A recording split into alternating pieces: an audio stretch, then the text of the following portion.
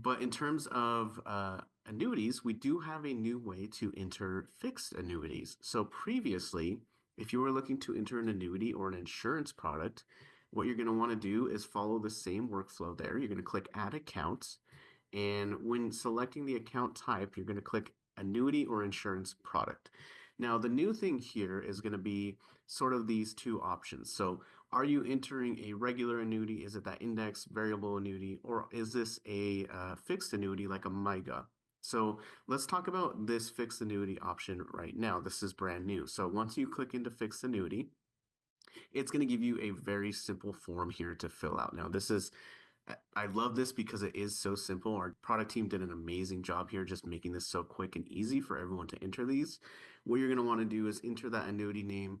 You're going to enter the inception date, so the start month and year. So we can just do like, May, perfect, 2050. Let's do that. And then for duration, you can enter that there. We'll do 3 years, annual rate. Let's do 4.5. And then today's value, we could just do 10,000. That'll be fine there. And once you click save, it's going to actually create that account for you. And as you can see here, you very quickly have been able to enter this fixed annuity product and really show, how we can reduce risk in this portfolio overall by having the annuity.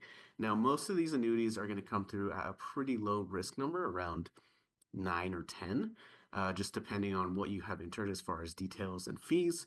But I do want to mention if you are looking to update or maybe edit this annuity, maybe you missed an entry there, or you just need to update it in general, you can come into an account and click into settings to edit that. So we'll show that really quickly here. Once you click on this fixed annuity account, it's going to expand it there, show you that settings option, and then in the settings, you'll have annuity settings here.